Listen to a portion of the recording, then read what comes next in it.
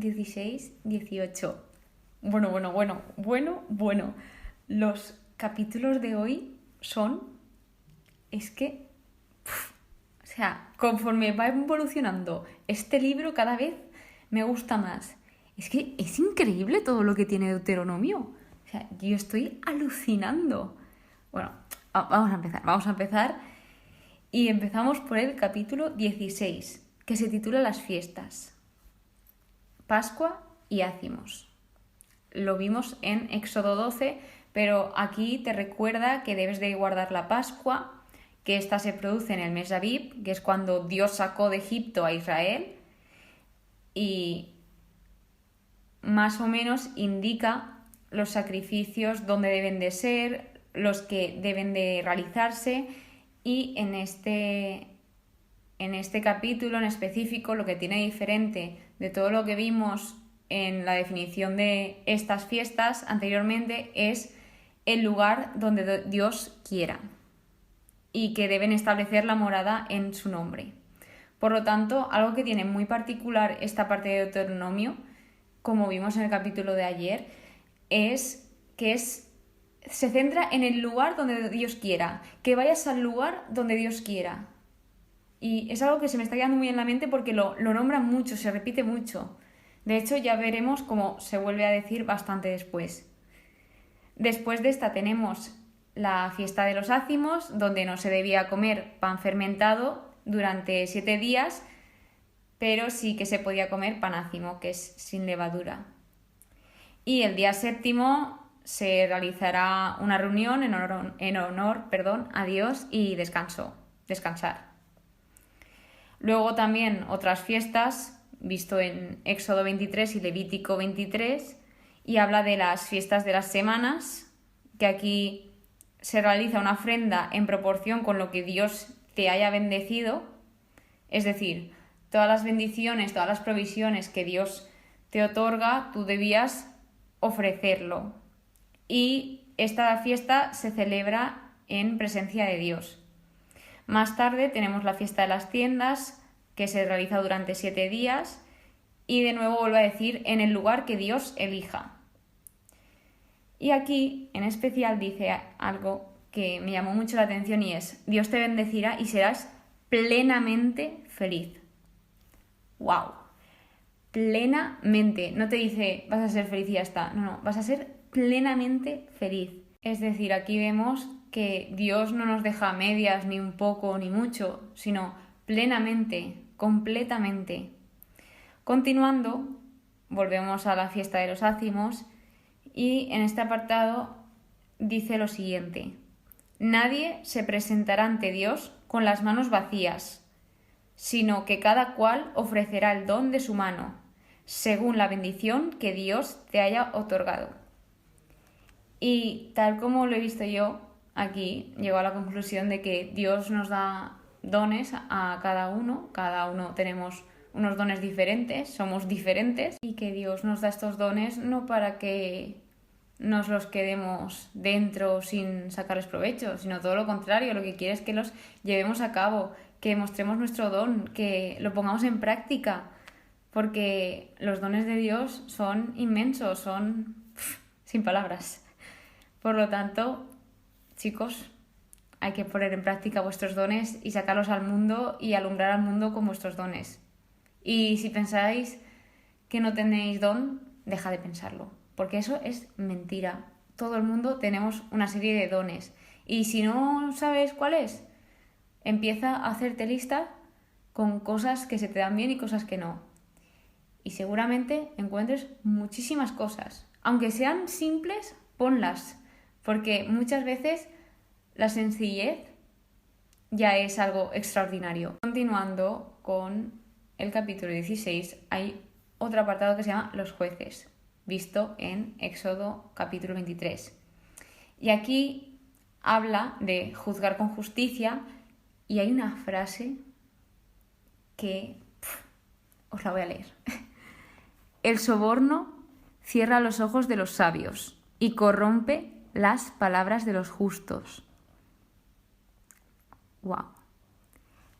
Y algo también importante que destaca aquí es justicia. O Solo la justicia has de buscar, para que vivas y poseas la tierra que Dios te va a dar. Obviamente esto se lo está dedicando, se lo está diciendo Moisés al pueblo de Israel, pero también tenemos que identificar a veces con nosotros, porque yo leo esto y muchas veces digo, wow, es que Dios me está hablando, pero igual que me habla a mí, te habla a ti y nos habla a todos. Lo que pasa es que debemos de saber ver eso. Y por último, lo último que trata este capítulo es las desviaciones del culto. Continuando con el capítulo 17, yo quería comentar algo antes de empezar, que aquí yo veo que Dios nos pone en situaciones que pueden darse. Por ejemplo, este capítulo tiene comienzos de versículos que empiezan como, supongamos que si tal, o sea, que Dios ya sabe todo lo que se va a plantear la gente y todos los casos posibles que se pueden dar. Por lo tanto, ¿qué hace? Pues los dice para que ellos sepan cómo reaccionar o cómo actuar. ¿Ves? Dios nos prepara, es que Dios nos prepara continuamente, es que Él no se cansa de prepararnos. Y entonces aquí sí que se hablaba en este capítulo de apedrear si se abominaba a Dios para hacer desaparecer el mal. Yo sí que es verdad que lo vi muy brusco esto de apedrear cuando lo leí, pero algo que he aprendido es que debemos de ponernos en contexto, en qué época estaba esto escrito, cuál era la cultura de esa época. Entonces hay cosas que aún me cuesta un poco entender, pero que poco a poco, buscando respuestas, investigando, al final se encuentran. Continuando, sale un apartado que se llama los jueces levitas. Y aquí te pone un caso como he comentado antes. Si hay un caso demasiado difícil, debes acudir a sacerdotes levitas, al juez en funciones y subir al lugar que elija Dios. ¿Ves? Con el lugar que elija Dios no para de decirlo. Luego, ellos investigarán y le indicarán el fallo. Y se deben ajustar a la sentencia que le dicten, y si no, morirá. Claro, porque aquí hablaba de las ciudades de refugio, cuando alguien era acusado inocentemente o alguien había matado sin querer, por así decirlo. Por lo tanto, aquí hablaba de cómo se resolvían estos casos o cómo se debía actuar y a quién debías de recurrir. Uy, y ahora viene, prepárense,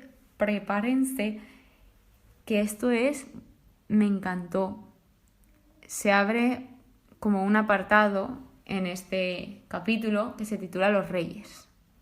De verdad, muy atentos a partir de ahora porque todo lo que sigue es brutal.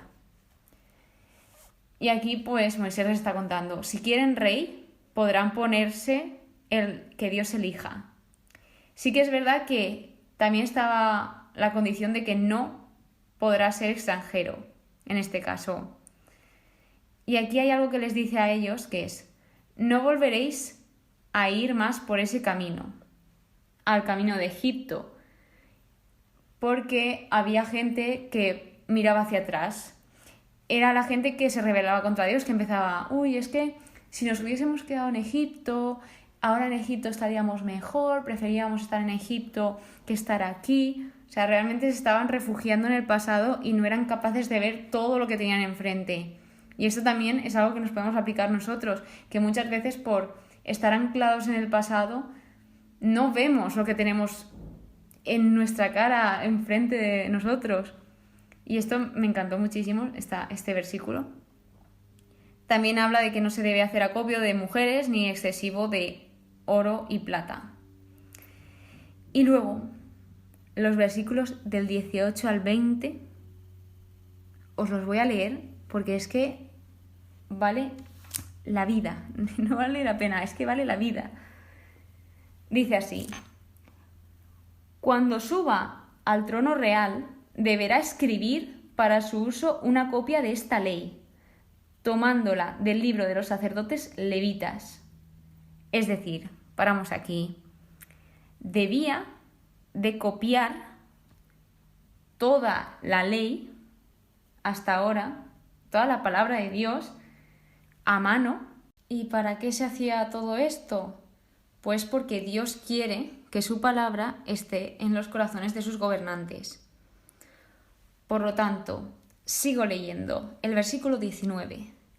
La llevará consigo y la leerá todos los días de su vida. Así aprenderá a respetar a Yahvé su Dios, observando todas las palabras de esta ley y estos preceptos, para ponerlos en práctica. Así su corazón no se engreirá sobre sus hermanos, y no se desviará de estos mandamientos ni un ápice. De ese modo prolongará los días de su reino, él y sus hijos, en medio de Israel. ¡Wow! ¿Y qué sacamos de todo esto? La palabra tenía que ser una compañía constante del rey, porque cuanto más grandes sean nuestras responsabilidades, más grande es nuestra necesidad de depender de la verdad de su palabra. Y esto me encantó. También, ¿qué sacamos de aquí? Aquí hablaba sobre que debía leerla todos los días. ¿Por qué? Pues porque la lectura constante lo mantendría humilde. Es decir, sin considerarse por encima de otros, porque podía llegar el caso de que, claro, como era rey, tenía mucho poder, pues obviamente está la tentación de decir, yo soy el mejor, voy por encima de todos. Entonces, para eso estaba la palabra, para que se mantuviese humilde y apartado del pecado. Y a mí esto me encantó, porque realmente si nosotros somos constantes en la oración y perseveramos en la oración y perseveramos en la lectura de la palabra, la lectura de la Biblia, estaremos apartados del pecado. Porque aquí están todas las respuestas para combatir contra ello. Y hay algo que me hizo mucha gracia buscando explicaciones de estos versículos, porque de verdad que lo leí y es que me apasionaba. Y se ve que en algunas Biblias, en la introducción o en alguna parte de ella, está escrito: este libro te mantendrá alejado del pecado. Y yo, ¡hala! O sea, me encantó muchísimo. Nunca había escuchado eso, de que en algunas Biblias sí que estaba esto puesto. Y la verdad que me parece, no sé, me gusta mucho. Me gustó bastante leer esto. Y por último, el último capítulo de hoy, el capítulo 18, habla del sacerdocio levítico. Podemos buscar también en Números 18, en el capítulo que subí, también habla de esto.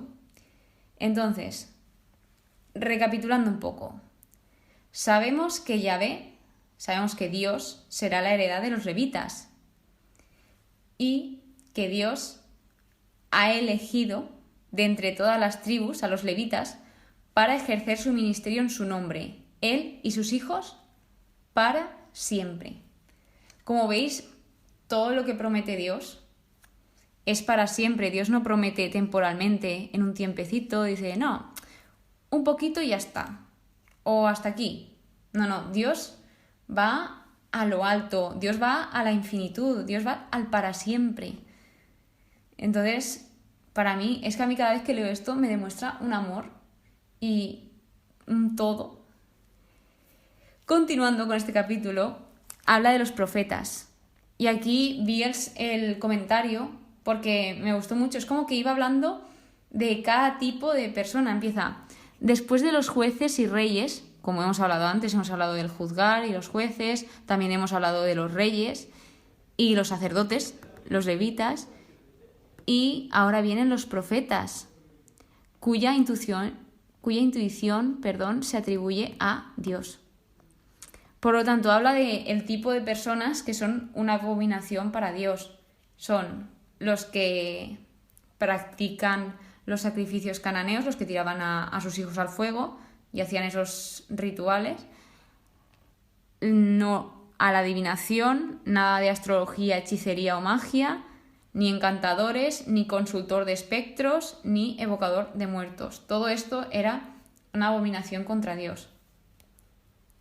Por lo tanto, aquí habla Moisés de nuevo, siguiendo un poco, y dice: Yahvé tu Dios te suscitará de en medio de ti, de entre tus hermanos, un profeta como yo.